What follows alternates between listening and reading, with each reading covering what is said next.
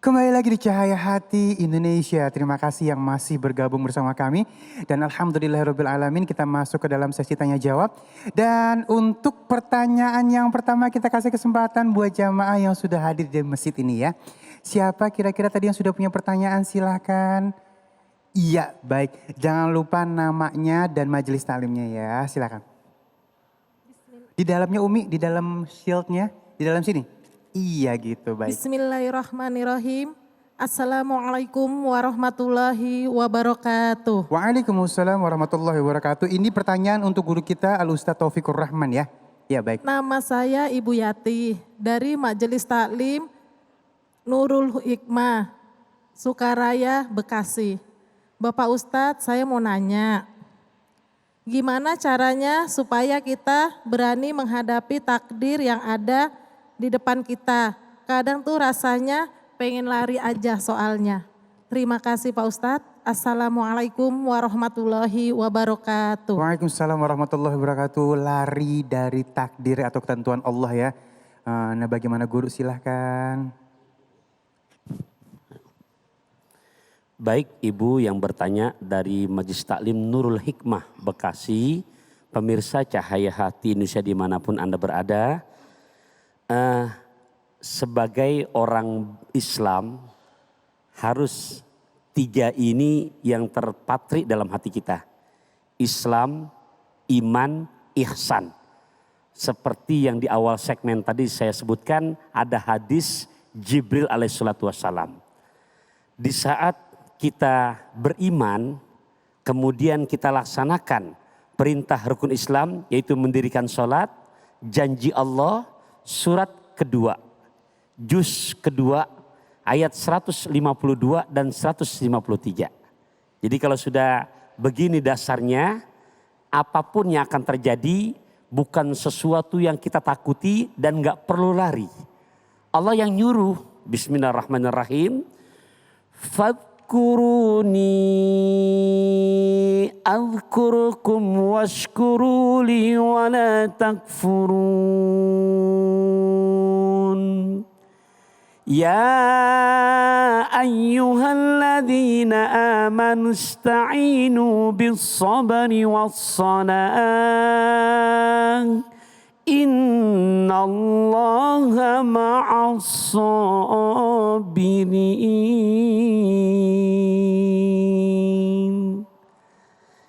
Jadi nggak akan lari dengan takdir Allah. Kenapa? Karena selalu komunikasi secara vertikal sama Allah cakep. Maka ingatlah kamu hanya kepadaku.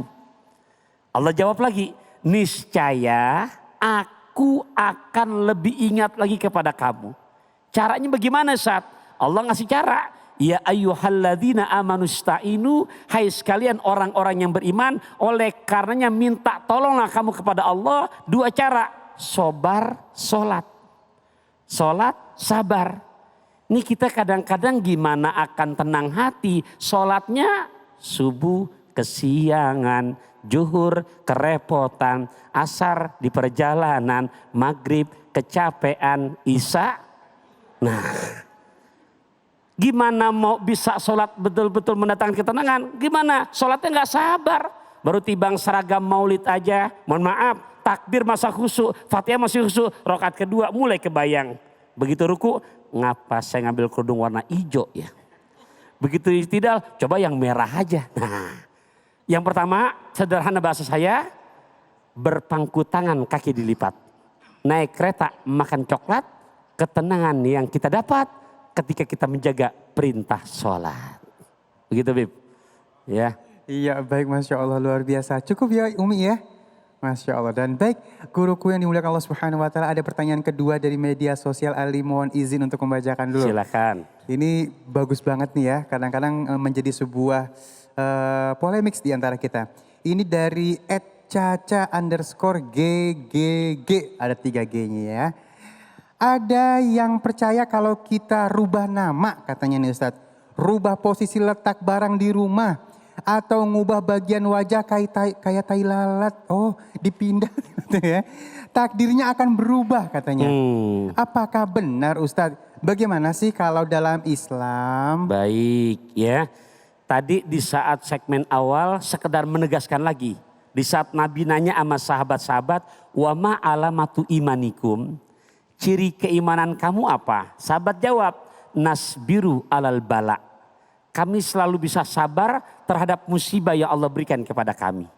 Kedua, naskulu ala rakha. Kami bersyukur atas segala anugerah nikmat yang Allah anugerahkan kepada kami. Yang ketiga, wa nardo bil qada. Kami ridho dengan segala ketetapan yang Allah udah berikan kepada kami. Jadi mohon maaf nih, bukan menggurui. Kepada pemirsa Cahaya Indonesia, juga saudara yang bertanya, di saat kita ngaku beriman, tapi masih nggak pede dengan postur tubuh kita yang begini adanya, dipertanyakan keimanannya. Ustadz saya kegemukan saat, mohon maaf, silahkan. Bukan cara dengan merubah, tapi buat sehat. Saya mau puasa ngejalanin puasa Senin Kemis, sunnah Nabi. Kurang ayamul bed, kurang puasa Nabi Daud. Ternyata Bib, dengan ngejalan gitu niatnya puasa, bonusnya langsing dan sehat. Bonus tuh. Ya itu gimana? Silahkan. Tapi kalau sampai tadi pertanyaannya buang tai lalat, hidung yang kurang mancung itu dibikin ya. Ubah-ubah. Nah, kemudian juga itu lubang yang udah ngadep ke bawah dirubah jadi ke atas. Jadi kalau hujan repot tuh mikirin talangnya. Nah kalau begitu gimana? Mohon maaf, bukan kata saya. Allah telah mengabadikan di firman-Nya surat At-Tin ayat keempat. Ini ibu bapak hafal kok. Laqad khalaqnal insana fi ahsani takwim. Sungguh aku telah menciptakan kamu dalam bentuk yang sempurna.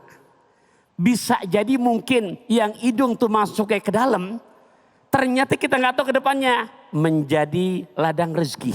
Masya Allah. Banyak, nggak Iya. perlu sebut namanya deh. Iya. Nah hadirin hadirat rahimakumullah, ini yang kadang-kadang kita nggak bisa menjangkau takdir, lantas mengedepankan suuzon kepada Allah. Sebagai kata kuncinya surat kedua, juz kedua ayat 216. Di mana Allah ingatkan kepada kita, wa asa an takrahu syai'an wa huwa khairul lakum. Wa asa an tuhibbu syai'an wa huwa syarrul lakum. Wallahu ya'lamu wa antum la ta'lamun. Apa artinya? Boleh jadi yang kamu enggak demen, tapi itu menurut Allah terbaik buat kamu. Boleh jadi yang kamu demen banget itu, resep banget. Ternyata menurut Allah itu enggak baik buat inti. Kenapa? Wallahu ya'lamu wa antum la ta'lamun. Allah Maha tahu sementara kamu enggak mengetahui. Sederhana bahasa pantun saya, lari-lari ngejar kuda, makan-makan di parung kuda. Cakep. Syukuri yang udah ada, ntar Allah berikan yang belum ada. Masya Allah. Terima kasih guru ilmunya. Dan kita lanjutkan untuk pertanyaan yang selanjutnya. Sebelum kita lari ke media sosial, kita kasih kesempatan dulu untuk yang ada di masjid ya. Silakan yang ingin bertanya. Oke, jangan lupa namanya ya. Assalamualaikum warahmatullahi wabarakatuh. Waalaikumsalam warahmatullahi Nama wabarakatuh. saya Yuyun Waryuna dari Majelis Taklim Nurul Huda, Sukaraya, Bekasi. Ustadz, saya mau nanya, sebagai seorang istri harus mentaati dan menuruti kemauan suami. Kadang-kadang kita ini capek dalam keadaan kondisi seperti itu, ngurus rumah dan lain sebagainya. Jadi kita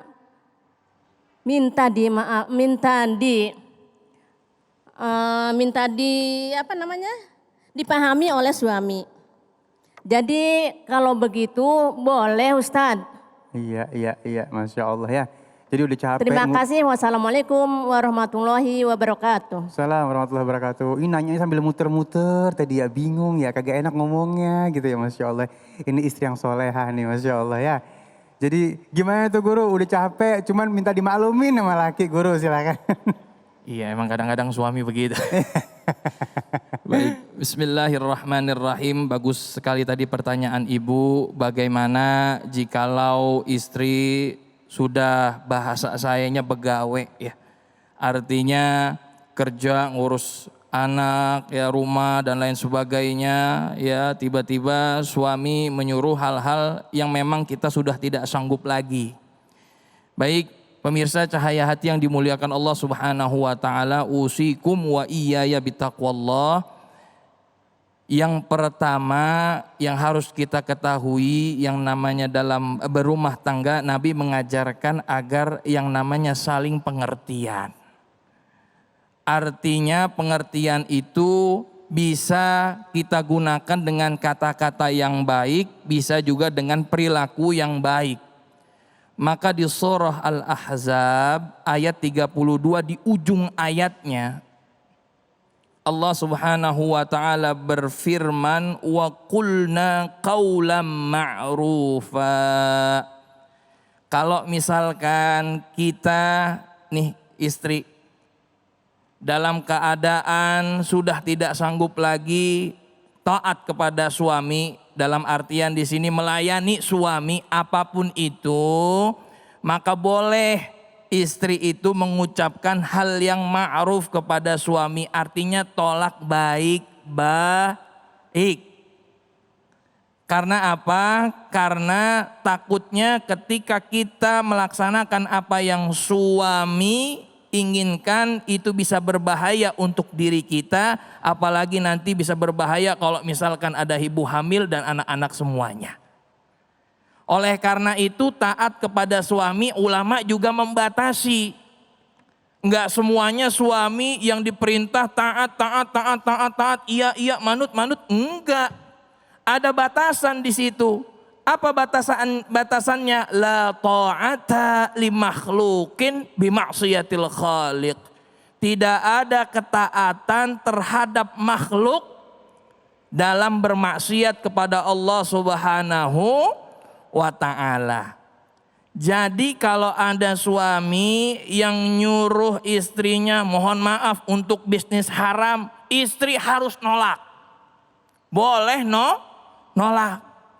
Kalau ada suami yang nyuruh misalkan istrinya untuk berbuat maksiat kepada Allah, boleh yang namanya nolak. Tapi apabila perintahnya itu bagus, cakep, contoh ibu keluar, mah pakai jilbabnya yang benar, pakai pakaian syar'i itu cakep, ikutin. Mah silahkan pergi ke majlis taklim, mah silahkan nonton Cahaya Hati. Mah silahkan pergi ke majlis ilmu.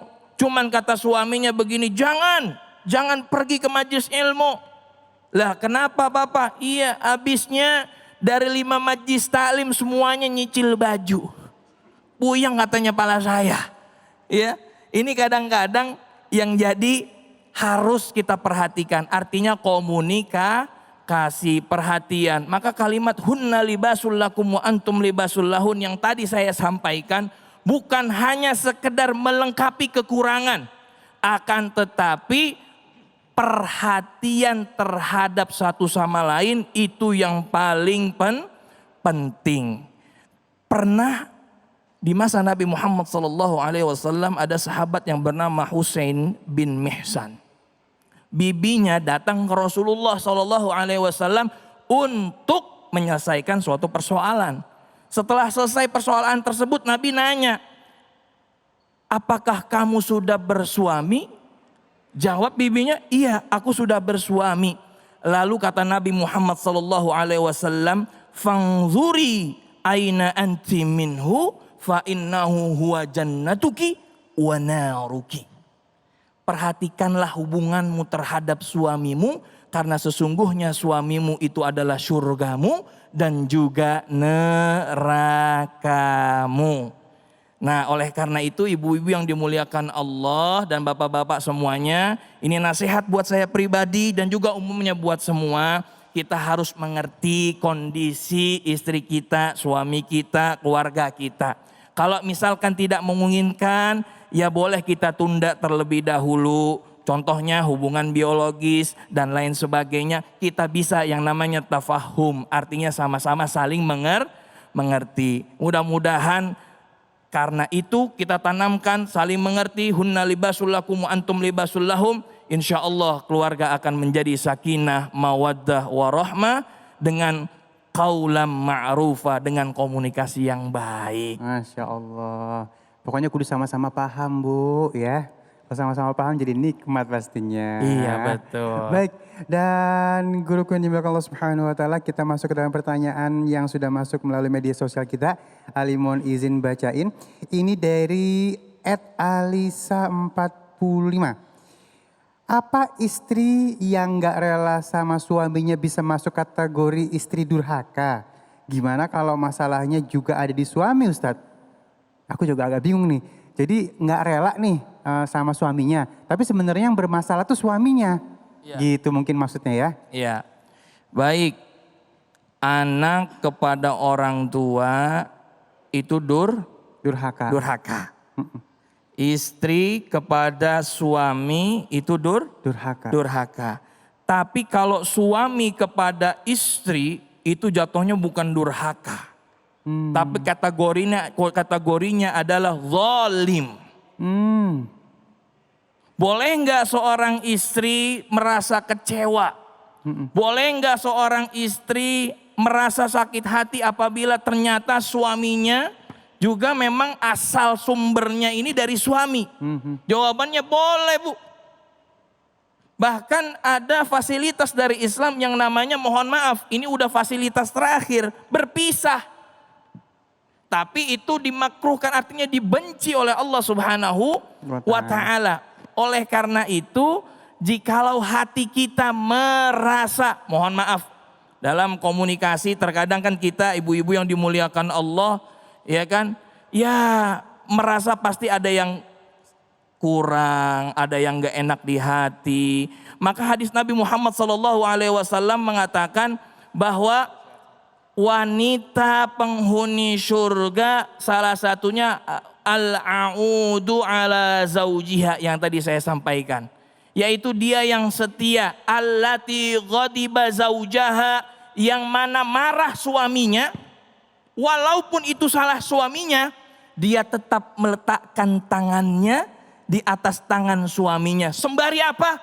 Dia mengatakan, kata Nabi Muhammad SAW, la adzuku ghamdon hatta tarda. Aku nggak bisa tidur nyenyak kalau kamu belum meridhoiku. Masya Allah. Jadi intinya di sini Nabi secara tersirat menyampaikan kepada kita, ini khususnya ibu-ibu, untuk sabar menghadapi suami. Karena istri yang sabar, insya Allah balasannya adalah surga. Dan ibu-ibu insya Allah ini semua ahli surga, amin. Semua kita semua insya Allah. Oleh karena itu tetap kita jaga keluarga kita, jaga komunikasi kita. Ya, kalau bisa kita ingetin, jangan ingetinnya seminggu sekali. Suaminya jarang sholat, suaminya mohon maaf tukang mabok, datang ke rumah cuman minta duit doang. Kira-kira kesel apa enggak? Masya Allah. Lu kesel. Iya. Iya. Kita ingetin pelan-pelan, kita ingetin pelan-pelan, kita ingetin pelan-pelan. Ketika memang sudah tidak ada lagi yang namanya hidayah Allah, barulah kita ngambil jalan terakhir. Jalan terakhir ini adalah jalan yang memang dibenci, akan tetapi ini menjadi salah satu solusi yang terakhir. Tapi mudah-mudahan kita semua keluarganya, baik yang di sini maupun yang di rumah, senantiasa dijaga oleh Allah Subhanahu wa taala. Wallahu a'lam bissawab. Masya Allah, terima kasih guruku ilmunya. Dan pemirsa di rumah, seperti biasa sebelum kita lebih jauh lagi, sebenarnya Ali ingin manggil guru kita dulu nih. Assalamualaikum guru. Waalaikumsalam Masya warahmatullahi Allah, sehat ya wabarakatuh. guru ya. Masya Allah. Ini kalau ngeliat guru langsung pengennya mama. Itu punya saya. Bersama guru kita Ustaz Munawir Ngaji, nanti kita akan ngaji ya. Dan ngaji apa nih kita, surat apa nih guru nih? Surah Al-Fat. Al-Fat. Ayatnya 28. Hah? 28. 28. 29. 28 ya. 28. Jadi siapkan dari sekarang Al-Qur'annya. Karena saat lagi kita akan ngaji yuk bersama guru kita Ustaz Munawir Ngacir. Jangan kemana-mana, tetap bersama kami di Cahaya Hati Indonesia.